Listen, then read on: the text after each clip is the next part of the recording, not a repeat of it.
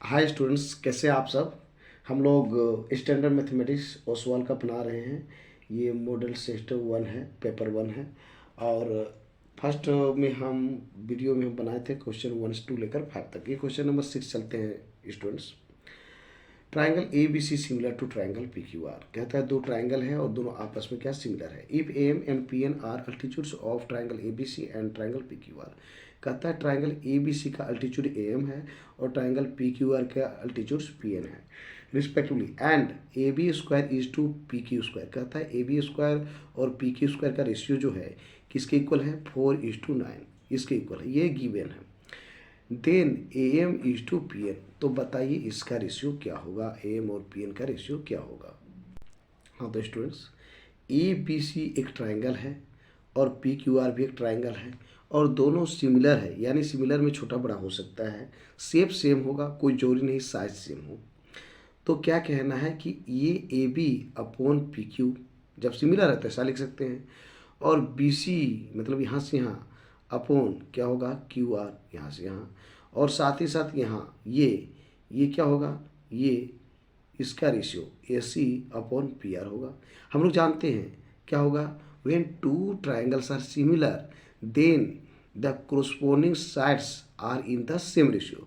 तो ये जब दो ट्राइंगल सिमिलर है तो कोरस्पोंडिंग साइड कहने का मतलब है इसका छोटा साइड इसके छोटे साइड की रेशियो साथ इक्वल होगा इसके जस्ट इससे बड़ा साइड इसके जस्ट बड़े साइड का रेशियो, और इसके सबसे बड़ा साइड इसके सबसे बड़े साइड का रेशियो आपस में क्या होगा, इक्वल होगा। साथ ही साथ क्या होता है कि जब दोनों ट्राइंगल सिमिलर है तो इसका अल्टीट्यूड का रेशियो भी ये साइड के रेशियो के इक्वल ही होगा। कहने का मतलब ये है स्टूडेंट्स कि हम लिख सकते हैं मतलब A B upon P Q equal to B C upon Q R equal to A C upon P R. ये तो होता ही है, साथ ही साथ अल्टीट्यूड का रेशियो भी इसके ही इक्वल होता है, यानी कि हम लिख सकते हैं यहाँ पर क्या है ए एम और ये क्या है पी एन, यानी कि A M upon P N भी हम लिख सकते हैं। ठीक है। अब स्टूडेंट्स समझने की बात है कि ये A B upon P Q देखेंगे, इसको लिख दीजिए इक्वेशन 1। यदि A B upon P Q ये स्क्वायर का वैल्यू इतना है तो A M by P N का वैल्यू क्या होगा, तो निकालेंगे हम स्टूडेंट्स। पहले जो गिवन हम लिखते हैं, गिवन क्या है, गिवन मेरा दिया है A B square by P Q square equal to क्या है 4:9, 4/9 मतलब ये रेशियो में इसको बाय हम लिख सकते हैं, B by square by P Q square equal to 4/9। अच्छा, हम लोग जानते हैं कि दोनों का पावर सेम है तो डायरेक्ट लिख सकते हैं कि एक ही कॉमन लिख देते हैं power, A B by P Q का पावर 2, ये रूल है ना, इक्वल टू क्या हो गया 4/9। अब स्टूडेंट्स जब स्क्वायर हम लोग हटाना है तो क्या हो जाता है, राइट साइड में जाके स्क्वायर रूट हो जाता है, यानी कि A B upon P Q का जो वैल्यू होगा स्क्वायर रूट 4/9, और इसका वैल्यू क्या होगा, तो इसका वैल्यू होगा +-2/3। लेकिन ए बी और पी क्यू ये क्या है, साइड को शो करता है और साइड कभी भी नेगेटिव नहीं होता है। यही कारण है कि इसका जो वैल्यू होगा किसका, A B upon P Q, A B upon P Q का जो वैल्यू होगा वो होगा 2/3। अब ये निकल गया। अब हम लोग चलते हैं इक्वेशन 1 में। इक्वेशन 1 में देखिए इसका हमको वैल्यू पता चल गया। तो पूछ रहा है इसका वैल्यू क्या होगा, आपस में सब इक्वल है तो इसका साइड का रेशियो सब सेम है। इसका मतलब ये भी बाई पी क्यू जब 2/3 है तो A M by P N भी क्या होगा, 2/3 ही होगा। तो हम कहेंगे अकॉर्डिंग टू क्या कहते हैं, हम लिखेंगे या फिर लिखेंगे फ्रॉम इक्वेशन 1 हम उसको लेके चलेंगे जो गिवन है और जो हमको फाइंड आउट करना है। ये दिया हुआ है और ये निकालना है, तो यही दोनों लेंगे, बाद बाकी इसको लेने को खास ज़रूरत नहीं है। तो क्या करेंगे, ए बी बाय हो गया P Q equal to A M by क्या हो गया P N, A M by P N. अब इसका वैल्यू रख दीजिए, चूँकि A B by P Q और 2 बाई मतलब वैल्यू निकला हुआ है, ये हो गया 2/3 equal to A M by क्या हो गया पी एन। यही वैल्यू हमको पता करना था स्टूडेंट्स। अब जब जान रहे हैं दिस इक्वल टू दिस, इसका मतलब ये इसके इक्वल है, ये भी तो इसके इक्वल है, तो हम लिख सकते हैं, क्या लिख सकते हैं, AM/PN इक्वल टू 2/3। इसको ऐसे भी लिख सकते हैं, क्या लिख सकते हैं, लिख सकते हैं AM/PN equal to 2:3। This your answer. अब देखना इसका ऑप्शन किस में है स्टूडेंट, तो इसका ऑप्शन है क्वेश्चन नंबर, इसका ऑप्शन 2/3 है डी में, यानी कि इसका आंसर जो है वो हो जाएगा डी। चलते हैं next question students. Next question है students, if x tan 60 degree cos 60 degree equal to sin 60 degree cot 60 degree then x equal to. तो यहाँ पे है स्टूडेंट्स को 2-3 मेथड से अलग अलग वे से बना सकते हैं। जो गिवन है उसको पहले हम लिख देते हैं, x tan 60 degree cos 60 degree equal to sin 60 degree cot 60 degree. पहले आपको वैल्यू यदि पता है इस सब का तो आप वैल्यू दे के भी आप आसानी से बना सकते हैं, नहीं पता है तो आप ऐसे बना सकते हैं। देखिए x का वैल्यू चाहिए, सब मल्टीप्लाई फॉर्म में है, तो x लिखिए, x इक्वल टू, ये मल्टीप्लाई में है तो उधर जा क्या होगा डिवाइड में, तो लिखेंगे sin 60 डिग्री जो ऊपर में है, फिर है कोट क्या है, कोट 60 डिग्री लिख दीजिए, अपोन क्या होगा कि टेन 60 डिग्री इंटू कोस क्या हो गया 60 डिग्री। अब देखिए क्या होगा, सो हो गया sin 60 डिग्री, है ना। अच्छा, कोट को हम क्या लिख सकते हैं, साइन और कोस के फॉर्म में, सिंपलेस्ट फॉर्म जिसको कहते हैं होगा कोस 60 degree by sine 60 degree. Student ध्यान दीजिएगा, यहाँ टेन 60 डिग्री है, आप चाहें तो यहाँ भी लिख सकते हैं और नहीं तो इधर भी लिख सकते हैं। नीचे में है ना नीचे, तो हम नीचे लिख सकते हैं, क्या लिख सकते हैं, sine 60 degree by cos 60 degree, तो साइन तो होगा साइन 60 डिग्री। अब नीचे में जगह नहीं, ऊपर ले जाना है, तो क्या होगा कोस 60 डिग्री, डायरेक्ट कर दिए। अब कोस 60 डिग्री नीचे है तो कोस इधर लिखो या फिर नीचे में कहीं भी लिख दो, सब तो मल्टीप्लाई फॉर्म में हो गया कोस 60 डिग्री। अब सब का सब मल्टीप्लाई फॉर्म है, काटना नहीं एग्जाम में, लेकिन हम काट देते हैं इसको, ये हो गया साइन 60 डिग्री। अब हो गया कोस 60 degree by sine 60 degree, cos 60 degree sine cos दोनों एंगल सेम है, और cos theta by sine theta value क्या होता है कोट थीटा, यानी कि कोट क्या होगा, एंगल सेम है, क्या से एंगल सेम है कोट 60 डिग्री। अब देखिए कोट 60 डिग्री कहीं नहीं दिया है, जितना भी आपका आंसर है 30 डिग्री में है, तो कोट 60 डिग्री का वैल्यू किस में 30 डिग्री होता है, तो कोट 60 डिग्री को वही वैल्यू होता है जो टेन 30 डिग्री को होता है, आपको पता होना चाहिए। तो टेन 30 डिग्री, अब देखिए टेन 30 डिग्री इसमें से कौन है, तो बी में है, यानी कि इसका आंसर जो है हो गया बी। आई होप आप समझ गए होंगे स्टूडेंट्स। अब चलते हैं नेक्स्ट क्वेश्चन। हाँ स्टूडेंट्स ध्यान दीजिएगा, दिया हुआ है if sine theta plus cos theta equal to √2, ये गिवन है कि sine theta plus cos theta equal to √2 है, then tan theta plus cot theta का वैल्यू क्या होगा इस चारों में। तो इसको जो है बनाने का बहुत तरीका है स्टूडेंट्स, आप क्या क्या तरीका अपना सकते हैं। पहला कि साइन के ही टर्म में इस कोस को भी ट्रांसफर कर लीजिए और क्वाड्रेटिक इक्वेशन में आएगा, इसको सोल्यूशन कीजिए, आपका साइन का वैल्यू निकल जाएगा। जब साइन का वैल्यू निकलेगा यानी p/h का वैल्यू निकलेगा, ph का वैल्यू निकलेगा, b फिर निकाल दीजिए, तो p/h तीनों यूनिट हो गया, उसका वैल्यू रख दीजिए, आंसर हो गया। या फिर कोस के टर्म में लाइए, फिर वो भी क्वाड्रेटिक इक्वेशन होगा, उससे भी मेरा ऐसे निकल जाएगा।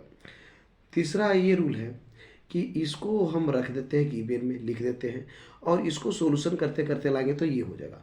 चौथा रूल क्या है कि इसको हम गिवन में लिखेंगे और जितना दूर हो सकता है, यदि आंसर ऐसा आ गया तो ठीक है, और नहीं आ गया तो सिंपलेस्ट फॉर्म में आ जाएगा, उसका यूज हम फिर बाद में कर दें तो उससे भी आंसर आ जाएगा, यानी हम बीच में फंस जाएंगे तो हम वहाँ से भी कर सकते हैं। जैसे कई बार क्या होता है, LHS मेरा दिया हुआ है और RHS लाना होता है, तो क्या करते हैं LHS से RHS हमको संभव है पॉसिबल है तो ले आते हैं, नहीं ला पाते हैं तो ऐसा करते हैं कि LHS का अलग वैल्यू निकालते हैं, फिर RHS का अलग वैल्यू निकालते हैं और दोनों सिंपलेस्ट फॉर्म में आ जाता है, और कहते हैं जब LHS और RHS दोनों आपस में सेम है इसलिए दोनों इस प्रकार से प्रूव हो गया। तो ऐसे भी कर सकते हैं, तो जो हमको सुविधा हो आसान हो उसके अनुसार बना सकते हैं। तो एक मेथड जो हम यूज करने जा रहे हैं, सबसे पहले गिवन है sign theta plus cos theta का वैल्यू √2। हम क्या करेंगे, इसको स्क्वायरिंग कर देंगे। क्या करेंगे, स्क्वायरिंग ऑन बोथ साइड्स। ये क्या है, मेरा गिवन है, लिख सकते हैं, क्योंकि 1 मार्क्स का है इसलिए हम ज़्यादा नहीं लिख रहे हैं। स्क्वायरिंग ऑन बोथ साइड्स या स्क्वायरिंग बोथ साइड्स दोनों तरफ क्या करेंगे, स्क्वायर करेंगे। अब a प्लस बी का होल स्क्वायर आप लोग जानते हैं क्या होगा, sine square theta plus 2 into sine theta into cos theta. A square plus 2ab plus b square यानी कि कोस स्क्वायर थीटा। डायरेक्ट कर दिए, आप चाहते हो तो इसको स्क्वायर कर देते हैं, इसको भी स्क्वायर करते हैं। और √2 का स्क्वायर क्या होता है, तो 2 होता है। ठीक है। अच्छा, साइन स्क्वायर थीटा और कोस स्क्वायर थीटा दोनों प्लस में है, तो साथ में ले आइए या फिर दोनों को ऐड कर दीजिए। मिला जुला के क्या होगा, sine square theta plus cos square theta का वैल्यू क्या होगा, 1। क्या बच गया, 2 sign theta into cos theta. अब कहिए ये कहाँ गया सर, तो ये तो ऑलरेडी इधर ले आए, दोनों को साथ में जोड़ के 1 लिख दिए। इक्वल टू क्या हो गया, 2 हो गया। अब क्या कीजिए कि ये कांस्टेंट टर्म है, ये भी कांस्टेंट टर्म है, इसको एक साथ ले जाइए। 2 into sine theta into cos theta equal to होता है 2 माइनस 1। ये प्लस है, उधर जाके होगा माइनस, यानी मिला जुला क्या होगा, 1। अब स्टूडेंट यहाँ पर ये बात है कि 2 sign theta into cos theta का एक फार्मूला होता है साइन 2 थीटा, लेकिन आप मैट्रिक में नहीं पढ़े हैं 10th में, तो उसका यूज नहीं कीजिएगा। अब हम आगे आपको बता रहे हैं। ये सिंपलेस्ट फॉर्म में आ गया। इसको हम ऐसे लिख सकते हैं कि sine theta into cos theta का वैल्यू क्या होगा, 1/2।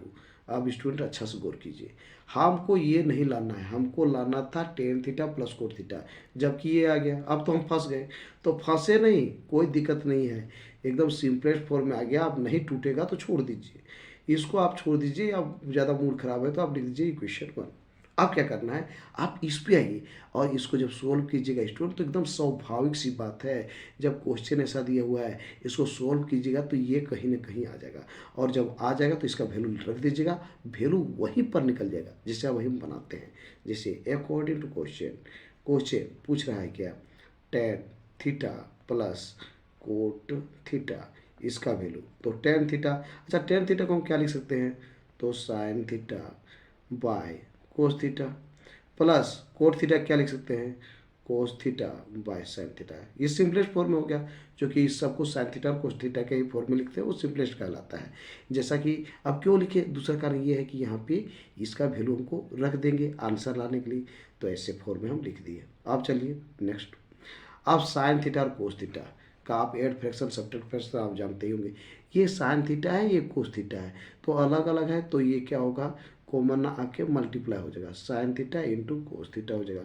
कोस थीटा ऑलरेडी यहाँ पे है, तो कोस थीटा है क्या, नहीं है साइन थीटा, तो साइन थीटा का मल्टीप्लाई साइन थीटा से होगा, क्या होगा, sine square theta plus sine theta से डिवाइड करेंगे इसको तो क्या होगा, कोस थीटा बच जाएगा। Cos theta into cos theta क्या होगा, cos square theta. I hope आप जानते होंगे एडिशन, एड फ्रैक्शन और सब्ट्रैक्ट फ्रैक्शन, भिन्न का जोड़ घटाव जानते होंगे, कोई दिक्कत नहीं।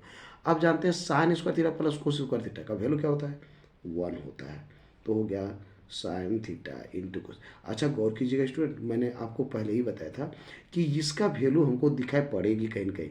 आया, sign theta into cos theta का वैल्यू 1/2 है, यहाँ पर आ गया, तो अब लिख दीजिए, क्या लिखिए इसके जगह में, 1 sign theta into cos theta का वैल्यू लिख दीजिएगा क्या, 1/2, चूँकि ऊपर में लिखा हुआ है 1/2। अब देखिए साथ में आया है तो ये ऊपर चल जाएगा, ऊपर चल जाएगा तो हो जाएगा, अब क्या गया, 2 ऊपर चल गया, तो हो गया 1 इंटू 2/1, और मिला जुला के इसका क्या वैल्यू होता है, तो इसका वैल्यू होगा आपका 2। यानी कहने का मतलब है ये है स्टूडेंट्स। अब देखिए पहले हम बात कर लेंगे इसका ऑप्शन में क्या है, तो बी नंबर ऑप्शन है, बी नंबर ऑप्शन है, बी नंबर, तो इसका आंसर हो गया बी, यानी कि इसका आंसर जो होगा आपका हो जाएगा आंसर हो जाएगा बी नंबर। आप समझ गए होंगे स्टूडेंट्स। मैं आपको फिर से एक बार बात करना चाहूँगा कि sine theta plus cos theta की वैल्यू √2 है, तो ten theta plus cot theta की वैल्यू क्या होगा, 2 होगा। इस प्रकार से आप समझ गए होंगे। आई होप आगे बढ़ते हैं स्टूडेंट्स। क्वेश्चन नंबर 9 है, इन द गिवन फिगर, कहता है कि जो दिया हुआ है उस फिगर में, इसको गौर कीजिए, D parallel B C, D जो है बी सी के पैरेलल है, जिसमें ए इक्वल टू ए, सकता है ए का जो वैल्यू है वो है ए, ठीक है, ए यूनिट्स इसी इक्वल टू बी यूनिट्स, इसी का जो वैल्यू है ये बी यूनिट दिया हुआ है, ठीक। D equal to X unit, D E का जो वैल्यू है यहाँ से लेकर यहाँ तक ये क्या है, x यूनिट है, ठीक है। तो B C equal to Y unit, और बी सी का जो वैल्यू है वो दिया हुआ है आपका वाई यूनिट, ये दिया है Y unit. Which of the following is true, तो कहता है इनमें से जो है चारों में कौन सा ऑप्शन सही है।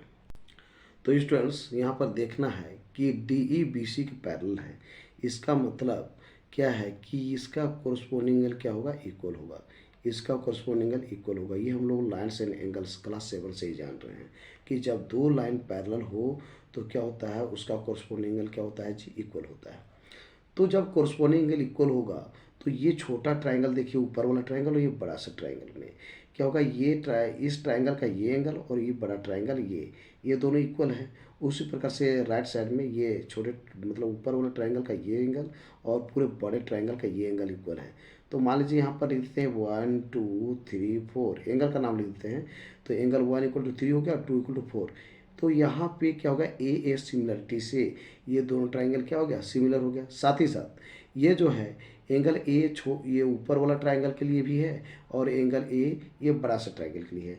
तो ट्रिपल ए सिमिलरिटी रूल से क्या हो गया, दोनों हो गया सिमिलर। तो हम लिख सकते हैं, हालांकि 1 मार्क का क्वेश्चन है, ये सब लिखने की जरूरत कुछ है नहीं। तो लिखेंगे क्या, in triangle A D E and A B C, उसके पहले हम लिख सकते हैं, लिख ये सकते हैं since D E parallel B C, D जो है पैरेलल बी सी है ना। तब क्या होगा, therefore angle 1 equal to angle 3 है ना, और एंगल 2 इक्वल टू एंगल 4 हो गया।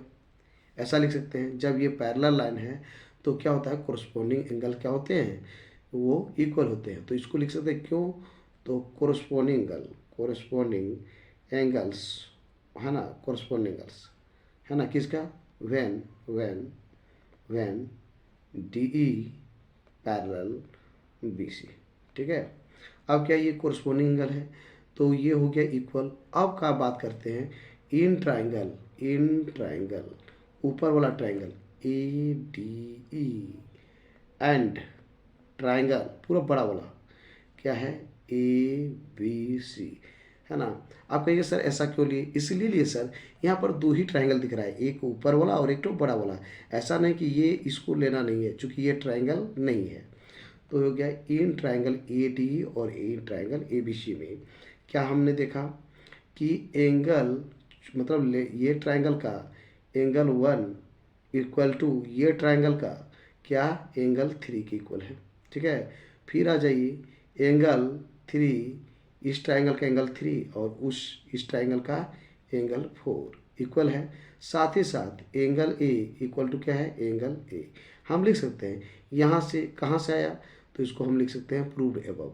क्या है, ये दोनों को दोनों क्या हुआ, प्रूव्ड अबव। पहले हम ऊपर में ही हम लोग प्रूव कर चुके हैं। और ये क्या है, तो इसको हम लिख सकते हैं कॉमन, या फिर कॉमन क्या, तो कॉमन एंगल्स है ना, कॉमन एंगल्स। अब देखो ये हो गया एंगल सिमिलरिटी रूल से ये दोनों ट्राइंगल जो है वो सिमिलर हो गया। कौन सा triangle A D E similar to triangle A B C. कौन सा रूल के कारण, ए सिमिलरिटी रूल के कारण जो है दोनों ट्राइंगल सिमिलर हो गया। अब हमको इससे मिला क्या, जब सिमिलर हो गया तो हम लोग कहते हैं कि जब दो ट्राइंगल का कोरस्पोंडिंग एंगल्स इक्वल हो तो सिमिलर होता है, और साथ ही साथ जब सिमिलर होता है तो उस कोरस्पोंडिंग साइड का रेशियो भी क्या होता है, इक्वल होता है। यानी ये छोटे ट्राइंगल का साइड और ये बड़े ट्राइंगल का साइड का जो रेशियो होगा हर समय इक्वल होगा।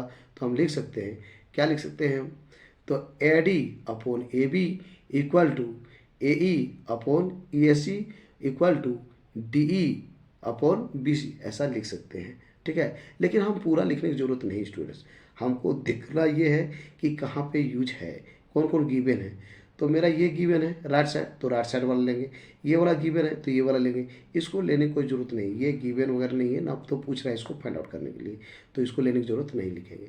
तो लिखेंगे क्या लिखेंगे, ए ई, मतलब छोटे ट्रायंगल के लिए ए ई, और बड़े ट्रायंगल के लिए क्या होगा, ए सी, इक्वल टू छोटे ट्रायंगल में जो बेस है क्या है, डी ई, और बड़े ट्रायंगल का बेस क्या है, बी सी, बी सी। ये क्या है आपस में, इसका रेशियो सेम होगा। क्यों, क्योंकि ये भी दिया है, ये भी दिया है, ये भी दिया है, ये भी दिया है, इसीलिए हम लिए। अब आगे बढ़ते हैं कि ए ई का जो वैल्यू है वो दिया हुआ है ए, ठीक है, देखिए गौर से। अच्छा, ए सी का वैल्यू नहीं दिया है, लेकिन आप ध्यान दीजिएगा, ए सी का वैल्यू नहीं दिया है। मेरा कहना ये है, गौर कीजिएगा इस फिगर को, कि यहाँ से लेकर यहाँ ए है और यहाँ से लेकर बी है।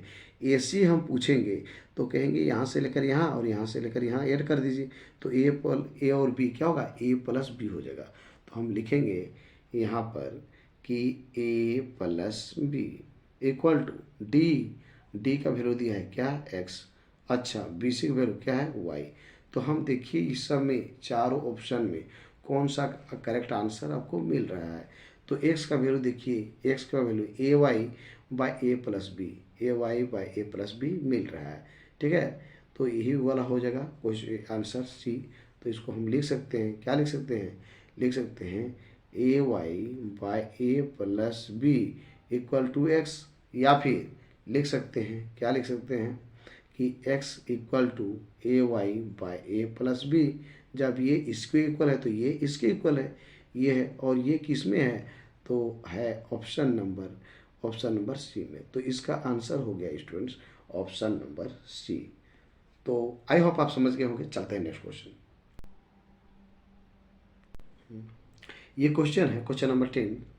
A B C D is a trapezium. कहता है ए बी सी डी एक ट्रेपेजियम है with A D parallel B C. देखिए स्टूडेंट्स, यहाँ पे जो है हर बढ़ा के नहीं लिखना है, से ए बी सी डी लिख दीजिएगा तो A B parallel C D हो जाएगा, इसलिए हर बढ़ा रही है।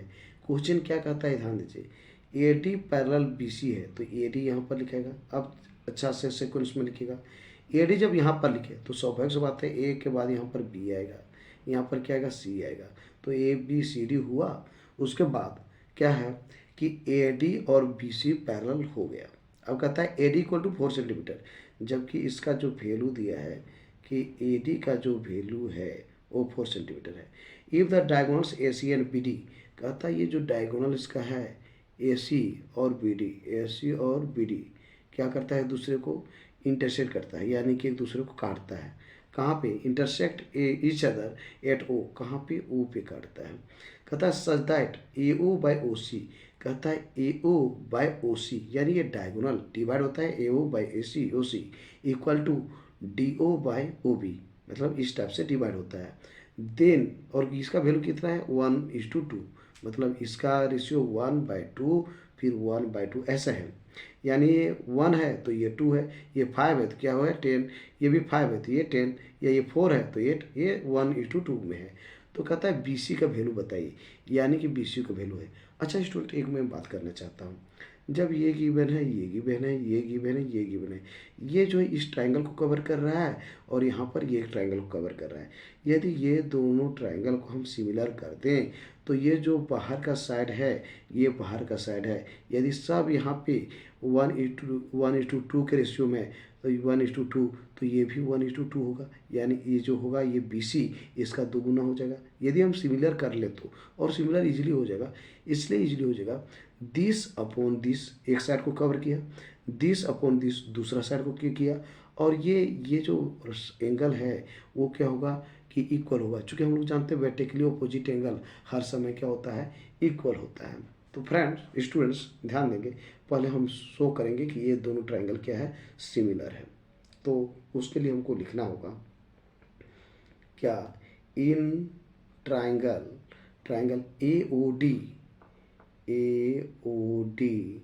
And triangle A O D B O C C O B, triangle C O B, इस ट्रायंगल में हमको ये देखना है, क्या देखना है, ए ओ बाय ओ सी। इस ट्रायंगल के लिए ए ओ, ये ट्रायंगल के लिए ए ओ, और इस ट्रायंगल के लिए सी ओ के रेशियो में है a o by o c equal to इस ट्रायंगल के लिए डी ओ है ना, डी ओ, और इस ट्राइंगल के लिए क्या हो गया, ओ बी। ये मेरा गिवन है, ऊपर में गौर कीजिए, ये मेरा गिवन है। तो ये गिवन है। अब क्या है, ये दो साइड को कवर किया, ये और ये दो साइड हुआ।